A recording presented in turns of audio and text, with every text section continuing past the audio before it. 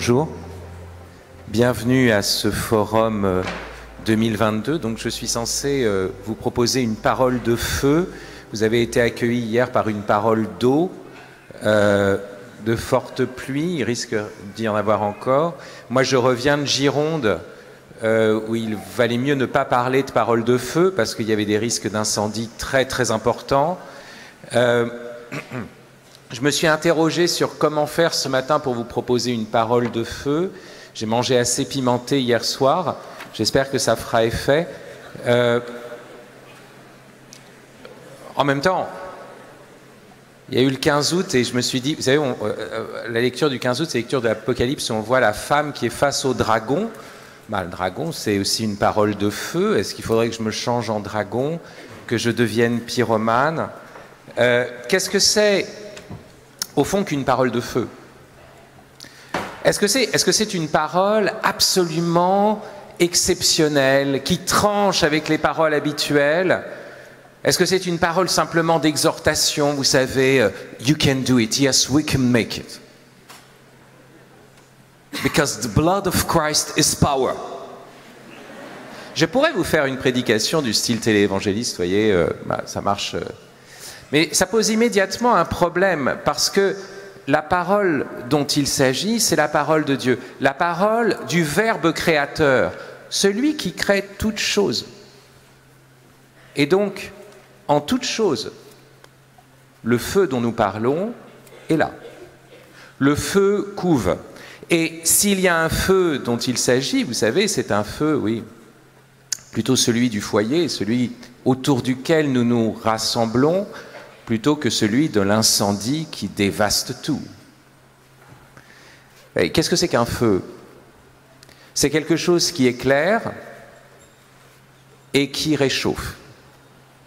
Et autrefois, vous savez, la maison, on appelait ça un foyer, parce qu'il y avait d'abord un feu qui éclairait pour tous, qui brûlait pour tous. Alors on se rassemblait autour du feu. Maintenant que vous avez chacun votre radiateur, votre téléphone portable pour faire de la lumière, vous voyez, on a tendance à s'écarter les uns des autres. Le feu a été privatisé, particularisé. Au lieu d'être le foyer qui rassemble, vous voyez, c'est devenu les petites lumières pixelisées qui nous écartent les uns des autres. Et donc, un feu, c'est quelque chose autour duquel on se rassemble. Et là, voilà, on est déjà rassemblés autour de quelque chose, non pas moi, hein, mais le Christ et le feu de l'Esprit. Et puis, il y a une autre propriété du feu, vous savez, qui est très importante, c'est que le feu ne se maintient que s'il se communique. Autrement dit, vous voyez, ce que je vous dis là ne peut être du feu que si vous répandez encore autour de vous, si vous allez chercher, pour ainsi dire, un nouveau combustible. Et le feu ne se maintient qu'en se transmettant. Donc vous êtes là pour recevoir et pour donner. Et la partie la plus importante, c'est parce que vous allez recevoir, mais ce que vous allez donner.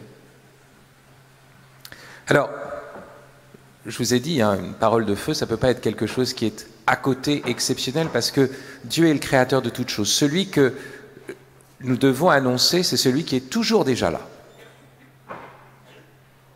Même si quelqu'un se présente devant vous comme athée, vous savez, vous, que c'est une parole de Dieu. Et vous savez que, vous voyez, Dieu le crée à cet instant, et vous savez qu'il est une histoire unique.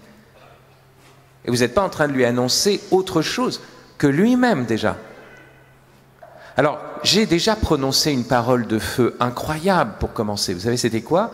C'était bienvenue. Ces paroles si ordinaires, il y a un grand feu derrière elles. Et la parole de feu, c'est surtout d'écouter le feu qu'il y a dans toute vraie parole. Qu'est-ce que ça veut dire, bienvenue? Ça veut dire que vous êtes venu. Pourquoi vous êtes venu? Voilà, pour aller vers le bien. Et des paroles très simples qu'on dit tous les jours. On dit tous les jours bonjour. C'est complètement fou. Et depuis le temps que ça va mal, on devrait dire mauvais jour. Et là, on dit bonjour. On dit même parfois, cette parole incroyable, salut. Mais qu'est-ce qu'on cherche? Salut. Qu'est-ce que c'est que nous disons quand nous disons bonjour? Quand nous souhaitons bonjour? Ça veut dire que nous appelons sur l'autre un jour qui serait vraiment bon. Et c'est quoi un jour vraiment bon? Un jour où la justice est réalisée sur la terre, où toutes les larmes sont essuyées, où nous entrons dans une gloire, dans une paix. Nous disons tous les jours bonjour, et déjà, c'est la prière la plus extraordinaire, la plus folle. Donc vous voyez, ce à quoi je voudrais vous rendre attentif, c'est le feu qu'il y a derrière toute parole, même les plus quotidiennes.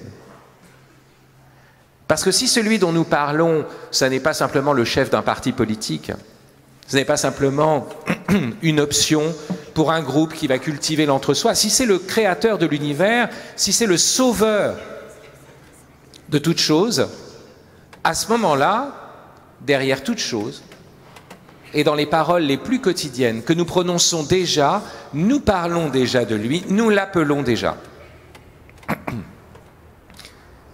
Et il s'agit de se rendre attentif à cela. Alors c'est comme ça que va commencer ma mission ici de parole de feu. Vous venez d'horizons différents. Certains viennent ici pour la première fois. C'est le feu déjà, j'ai un chat dans la gorge. Ceux qui sont déjà venus en ont peut-être entraîné d'autres. Certains sont dans un dynamisme missionnaire déjà, du moins le croient-ils, et d'autres, au contraire, ont crainte de se retrouver seuls, arrivent à reculons, avec des semelles de plomb. Peut-être que vous avez trouvé une jolie jeune missionnaire qui a eu assez de force pour vous entraîner, et vous avez suivi. Et puis il y a d'autres différences. Il y a ceux qui enseignent, par exemple, comme moi, ou qui vont faire des parcours. Et là encore, c'est encore autre chose. Mais je tiens pour commencer à vous dire que quand il s'agit de rencontrer le Seigneur, c'est toujours un événement. Et qu'en réalité, nous sommes tous à égalité. Alors certains sont plus avancés que d'autres. Certains viennent ici depuis plus longtemps. Certains vont à la rencontre du Seigneur ailleurs qu'ici, n'importe où, depuis plus longtemps. Mais quand il s'agit de Dieu, c'est-à-dire de l'infini, nous sommes finalement tous au même niveau. Si je devais vous donner une représentation quantitative de cela, je dirais que certains sont à 100, d'autres moins, vous voyez, à 60, d'autres à 30, je ne sais pas, lui peut-être à 0, quoi. Je ne sais pas, bon. Mais par rapport à l'infini, vous voyez, quel est l'écart entre 30 et l'infini, 100 et l'infini? Vous voyez, c'est pareil. Sous ce rapport-là, nous sommes à égalité. Dès qu'il s'agit de Dieu et pas simplement d'une performance humaine. Vous avez la chance de commencer aujourd'hui, je crois, avec la parabole des ouvriers de la dernière heure, vous savez. Alors il y en a qui ont travaillé depuis très tôt le matin, et puis il y en a qui arrivent, jusqu'à ceux qui arrivent à la dernière heure du soir, et ils ne vont travailler qu'1 heure. Et à la fin, le maître va donner 1 denier également à tous. C'est ce dont je vous parle. Mais il y a quand même une petite inégalité. Il va donner 1 denier à chacun en commençant par les derniers. Et qu'est-ce qui arrive au premier? Le premier va dire, mais attends, mais qu'est-ce qui s'est passé? Nous, on a travaillé, on a supporté tout le poids du jour, on est là depuis plus longtemps, on devrait recevoir plus. Et voilà qu'ils reçoivent la même chose. et ils s'indignent. Mais ils ont reçu quelque chose. Parce que vous voyez, ce qui nous est dit, c'est que le Seigneur commence par les derniers, donc ceux qui sont arrivés en dernier, puis il remonte, et ceux qui sont venus en premier, parce que chacun, quand il reçoit son salaire, il s'en va après, hein, mais ceux qui sont venus en premier ont pu voir la distribution jusqu'à la fin. Et à quoi ils ont assisté? À la bonté de Dieu, à la miséricorde de Dieu, au fait qu'il a donné un denier même au dernier. Et alors quand vous assistez à ça, vous voyez, vous êtes peut-être très ancien, vous êtes peut-être chrétien depuis toujours, fervent depuis toujours, et puis vous avez un pauvre type qui arrive, je ne sais pas, un blaireau, un mec qui a vécu n'importe quoi, vous voyez, et tout d'un coup il est saisi, et il passe devant vous. Alors vous allez dire, ah maintenant c'est pas possible, vous pouvez devenir jaloux, vous pouvez devenir envieux, mais en même temps cette chose-là c'est aussi un don qui vous est fait parce que vous pouvez assister à la miséricorde de Dieu. Alors voilà, nous sommes tous misérables, nous sommes là pour assister au mystère de cette miséricorde qui nous est donnée. Nous sommes tous des créatures, nous sommes tous pécheurs, nous sommes tous graciés. Il n'y a pas les pécheurs et les saints. Il y a les pécheurs et les pécheurs.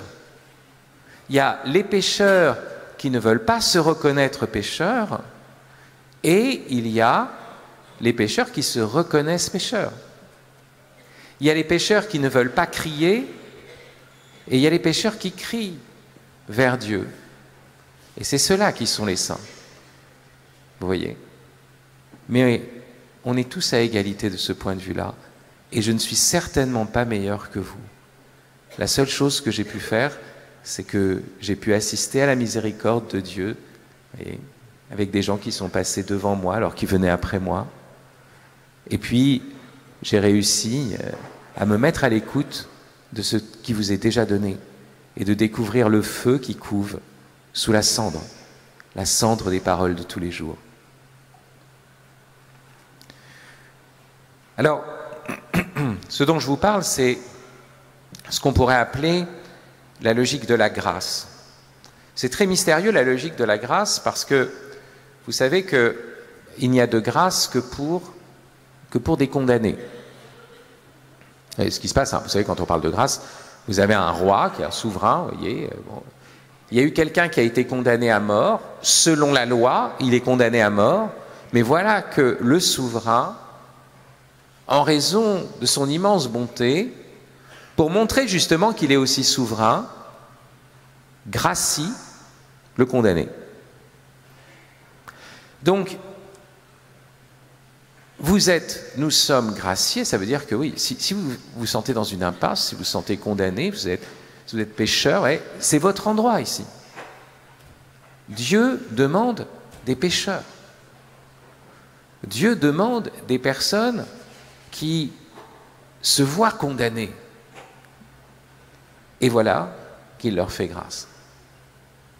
Et en plus, vous vous souvenez de cette histoire de Jésus chez Simon le pharisien, où il y a une pécheresse publique, qui vient se répandre en larmes, qui vient laver les pieds de Jésus. Et Simon le pharisien lui dit, mais comment est-ce que tu la laisses, etc. Et c'est à ce moment-là qu'il dit, vous savez, il prend cette parabole où il y a deux débiteurs, un qui doit 50 deniers, l'autre qui doit 500 deniers, et voilà que on va remettre la dette, le créancier va leur remettre la dette, et la question du Christ, c'est lequel des deux va aimer davantage? Celui à qui on a remis 500 deniers ou celui à qui on a remis 50? Il va dire, celui qui avait la plus grande dette. Donc c'est très étonnant. Vous voyez, si on est le pire, à travers la grâce, on peut devenir le meilleur. La grâce fait que, si loin que nous soyons tombés dans le péché, et même, je ne dis pas tomber derrière, oui, dans la récidive, il suffit de s'ouvrir à la grâce pour que tout d'un coup, vous voyez, on passe au-dessus. Donc vous voyez, de ce point de vue-là, on est à égalité. Celui qui est pire que moi, c'est celui qui peut aller aussi le plus loin. Et c'est cette foi que je dois avoir. Et cette foi est très profonde pour le missionnaire. Certains pourraient dire, celui-là, il est condamné, celui-là, c'est impossible, celui-là, il est tellement pécheur. Ben non, justement, c'est lui qui peut, que la grâce peut transformer et faire passer bien au-dessus. Et de l'autre côté, il y a une autre logique inverse à celle de la grâce, qui est celle de l'orgueil, qui va vous montrer aussi une autre forme d'égalité. C'est-à-dire, nous recevons de Dieu, mais plus nous recevons, plus nous pouvons aussi nous enivrer. Nous pouvons nous enorgueillir des dons reçus. Et ça, vous le voyez en permanence. C'est pas nouveau. Aujourd'hui, on a parlé, vous savez, de personnes qui étaient à la tête de communautés, vous en avez entendu parler, et puis tout d'un coup, on découvre des choses. Et on voit que ces personnes ont été dans des abus divers. Mais c'est ce dont parle la Bible depuis toujours. Des personnes qui ont beaucoup reçu, qui ont reçu le don de Dieu, qui ont commencé à répandre cette lumière autour d'eux, et puis qui ont regardé, ils me disent, mais tout ça, ça sort de moi, c'est extraordinaire, tout ce que je fais. Et à la fin, vous voyez, il y a une bascule. Ils veulent s'approprier ce qui est l'œuvre du Seigneur à travers eux.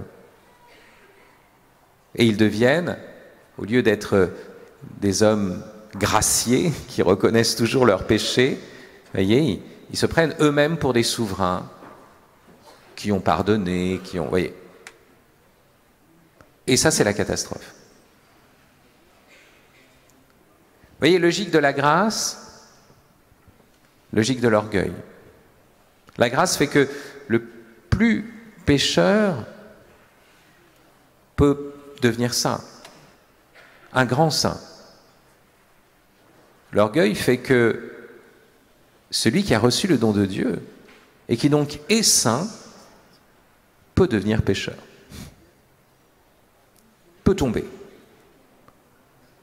D'où une vigilance que nous devons avoir à l'intérieur de cette égalité que nous avons devant la grâce, et aussi une exigence, celle du feu qui se transmet, une exigence missionnaire.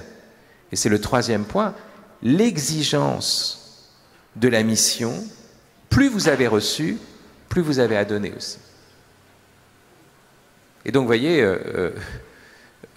c'est plus difficile pour celui qui a plus reçu, parce qu'il doit plus donner aussi. Et là encore, il y a une égalité. Vous avez moins reçu, vous donnez moins. Bon. Là-dessus, on est en fonction de ce qu'on reçoit. Et c'est pour cela que cette session est sous la lumière d'une parole d'un grand prophète, le prophète Jérémie, peut-être le prophète par excellence, parmi les grands prophètes de l'Ancien Testament, où on voit que ceux qui ont reçu, vers qui Dieu est allé de manière privilégiée, tous les rois d'Israël et de Juda, se sont enorgueillis et sont tombés. Et inversement, celui qui est le saint de Dieu, d'une certaine façon, Jérémie, le prophète, celui qui va dire à Dieu, « Tu m'as séduit, Seigneur, et je me suis laissé séduire », c'est aussi celui qui va gémir, qui va même dire à un moment donné, « Maudit soit le jour où je suis né ». C'est lui qui a le plus reçu, mais en même temps, il va entrer dans un labeur prophétique qui fait qu'il ne va pas échapper à la souffrance. Vous n'êtes pas venu ici pour le bien-être. Et quand je vous ai souhaité bienvenue, ce n'est pas en vue du bien-être, c'est en vue du bien. De l'être bien. Ce qui n'est pas tout à fait pareil. Alors la parole qui est au cœur de ces jours de forum, c'est une parole du prophète Jérémie, et je vais vous la lire dans le livre de Jérémie même.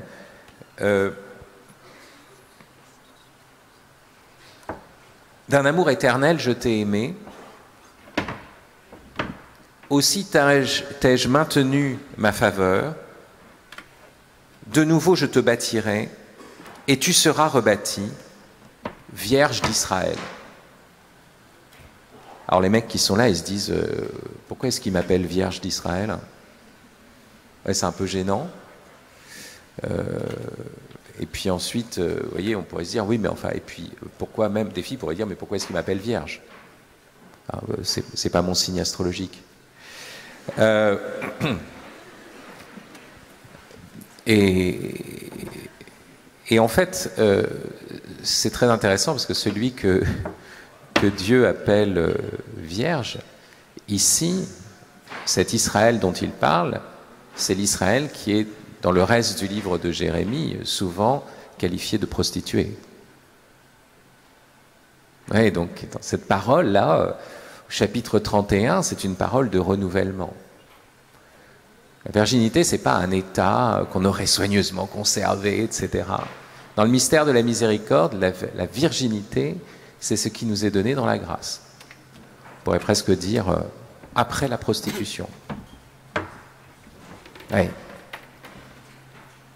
Alors, on va commencer par cette parole. Je t'ai aimé d'un amour éternel.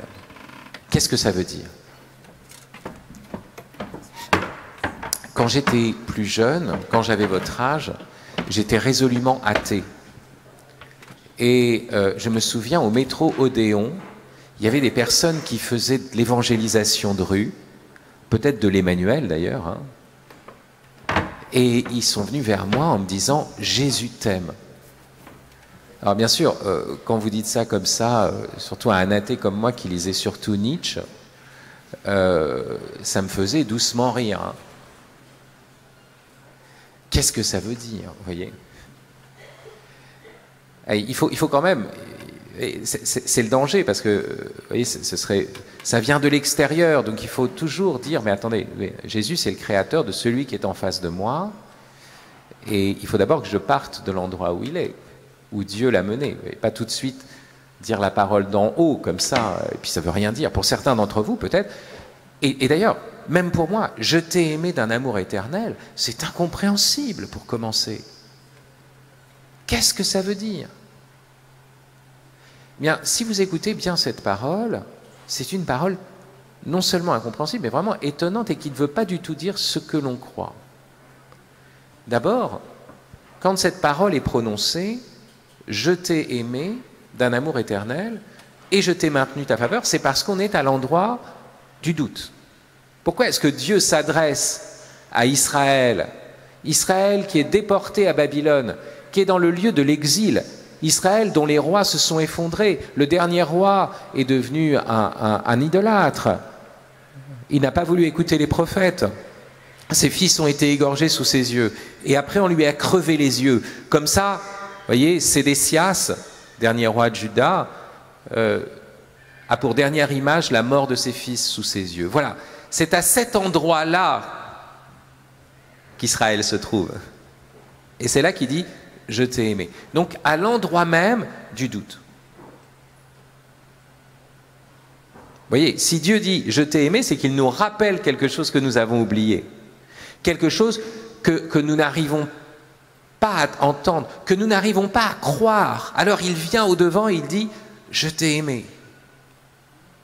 Donc certains d'entre vous viennent à partir d'une détresse profonde. Peut-être même que certains d'entre vous viennent à partir d'une révolte, et d'une révolte contre Dieu. Très bien, c'est le point de départ. Tu cries parce que ça ne va pas. D'où vient que tu désires le bien?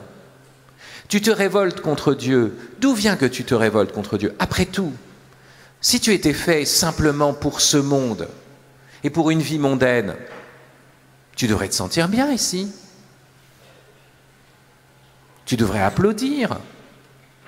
Si le mal était normal, pourquoi crier? Pourquoi te révolter? Pourquoi être dans la détresse? Vous voyez, la détresse, même la révolte, c'est le signe que nous aspirons à une justice plus grande, à une bonté plus grande. Et cette bonté, ce n'est pas nous qui l'avons, mais elle est en nous, comme une inspiration. Déjà, l'Esprit Saint parle au cœur du blasphémateur ou de l'athée. Parce que l'athée qui va dire « je ne crois pas en Dieu » parce qu'il y a trop de mal dans le monde.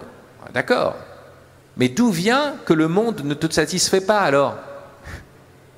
À partir de quelle mesure du bien, qui n'est pas dans ce monde, puisque tu viens de le dire, peux-tu te révolter? C'est bien que tu en appelles à un autre qui est transcendant au monde. C'est bien que tu en appelles à une justice que tu n'arrives pas toi-même à accomplir. Et peut-être que cet autre-là est là pour t'aider à l'accomplir. Donc vous voyez, si nous sommes dans la révolte, si nous sommes dans le doute, c'est précisément parce que nous aspirons à autre chose encore. Les autres animaux n'ont aucun doute. Un arbre n'a pas de doute. Un cochon d'Inde n'a pas de doute. L'homme doute parce qu'il aspire à l'absolu, sinon il ne douterait pas. Et que toutes les vérités partielles, toutes les petites choses, mais ça ne lui suffit pas, ça ne suffit pas à combler son cœur. Donc le doute, la révolte, c'est déjà une inspiration de l'esprit. Et vous voyez, je vous avais dit, le feu couve derrière les choses qui ont l'air les plus opposées, les plus ordinaires, c'est déjà là. Il faut simplement avoir l'honnêteté de s'en rendre compte et d'entendre que derrière ça, voilà, si nous nous sentons mal aimés encore, c'est parce que Dieu nous a aimés d'un amour éternel. Là, forcément, avec le piano, ça va faire tout de suite romantique, un peu ce que je vais vous dire. Bon, c'est pour me dire qu'on approche de la fin. Bon. Deuxième chose, j'en ai 2 et 3, mais vous savez, ça va être rapide. Deuxième chose, il ne s'agit pas d'aimer ici, il s'agit d'accepter d'être aimé. Et souvent, vous pourriez penser que le plus facile, c'est d'être aimé et pas d'aimer. Mais en réalité, la voie de la sainteté, c'est d'accepter d'être aimé par Dieu, de reconnaître que nous sommes aimés par lui, de croire cela. Un jour, un grand théologien du XXe siècle, l'abbé Charles Journet, quand il était tout jeune, il est allé voir un chartreux et ce chartreux lui a dit « Ne cherchez pas à savoir si vous aimez Dieu. » Parce que c'est là que les doutes vont toujours venir. Bah oui, est-ce que je l'aime, est-ce que je l'aime pas? D'ailleurs, est-ce que c'est moi qui ai la mesure de l'amour? En plus, psychologiquement, plus vous aimez, plus vous vous dites « Je n'aime pas assez. » Ah oui. Si vous dites oh, « Ça y est, j'aime suffisamment, c'est bon, c'est ouais, il y a quand même des doutes. » Donc, vous voyez, vous ne pouvez pas être simplement en train de prendre votre température sans cesse, narcissiquement, est-ce que j'aime ou est-ce que je me sens en train d'aimer, vous voyez. À ce moment-là, vous aimez l'amour, vous n'aimez pas quelqu'un, vous aimez ce que ça vous fait. Et puis, c'est là que le doute va s'infiltrer. Alors, le chartreux lui a dit, croyez simplement que Dieu vous aime. Croyez que vous êtes aimé, et alors, vous deviendrez saint. Croire que vous êtes aimé. Et bien sûr, on peut se dérober à cela, parce que non seulement il y a le doute, mais en plus, être aimé par Dieu, c'est avoir quelqu'un qui nous veut du bien. Ah oui, quand c'est Dieu, c'est une exigence. Et on pourrait se dérober. Enfin, dernier point, je t'ai aimé d'un amour éternel. Dès le début du livre de Jérémie, Dieu s'adresse au prophète en lui disant « Avant même de te former au ventre maternel, je t'ai connu. Avant même que tu sois sorti du sein de ta mère, je t'ai consacré. » Être aimé d'un amour éternel, ça n'est pas être aimé d'un amour temporel. Ça n'est pas être aimé parce qu'on est aimable. Vous voyez la grande différence entre l'amour de Dieu et notre amour. Nous, nous aimons des personnes qui existent avant qu'on les aime. Elles sont, puis nous les aimons. Et généralement, elles sont aimables, puis nous les aimons. Mais Dieu est la cause de notre être. Donc, nous n'existons pas avant qu'il nous aime. C'est son amour qui nous fait être. Si vous êtes, c'est que vous êtes aimé.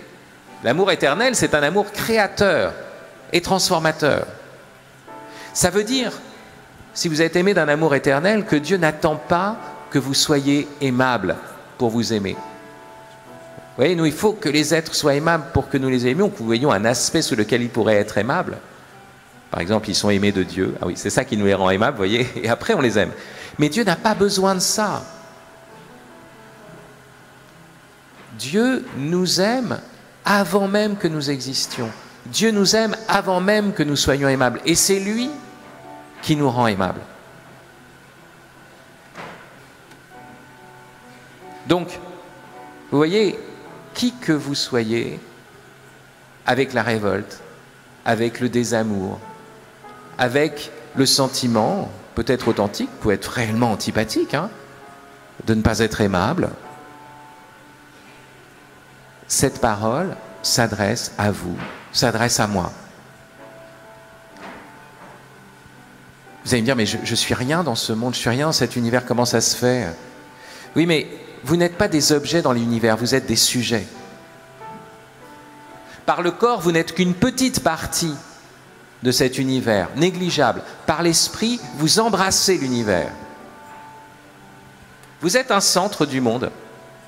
Regardez, moi je me vois comme le centre, hein, je vous vois, vous êtes à la périphérie, mais celui qui est en face de moi, je suis à sa périphérie. Vous voyez. Tu te prends pour le centre du monde? Oui, ben, pour me répondre, je ne peux pas faire autrement.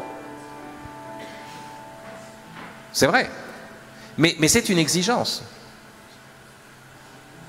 Moi, je trouve que les gens ne se prennent pas assez pour Dieu.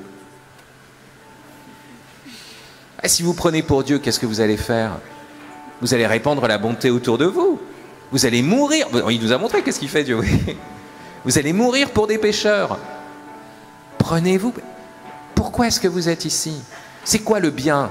C'est quoi la bienvenue? C'est ça. Vous êtes la fine pointe du temps.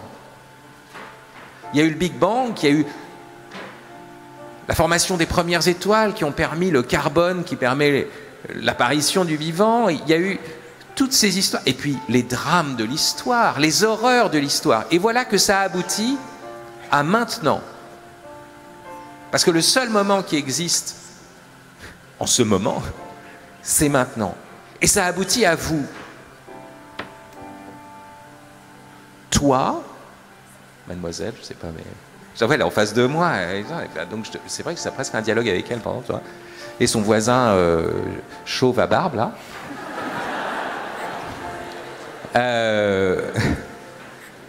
Non, c'est bien, on a deux archétypes, hein, une blonde et un chauve à barbe.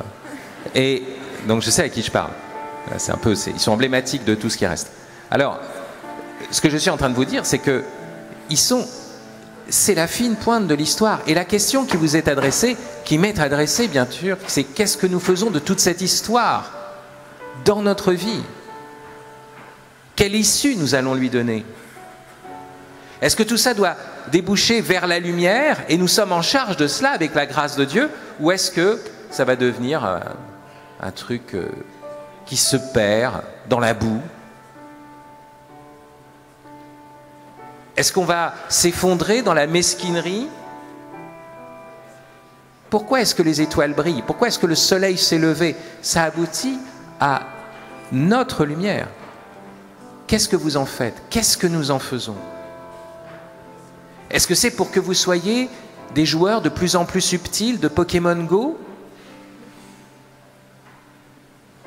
Ou à vous affaler dans des vies par procuration en regardant votre dernière série Netflix favorite? Ou est-ce que c'est pour que chacun d'entre vous, vous soyez une aventure, un combattant de la grâce et de la vérité, de telle sorte que votre vie devient le sacrement du présent, de telle sorte que toute l'histoire qu'il y a eu derrière avec ces drames, toute votre ascendance, toutes les générations qui vous ont précédé et qui ont abouti jusqu'à vous, se trouvent justifiées parce que votre vie est devenue bonne, parce qu'elle s'est tournée vers Dieu. Voilà la question qui nous est posée. Et la seule chose que nous avons à faire, c'est de croire que nous sommes aimés d'un amour éternel.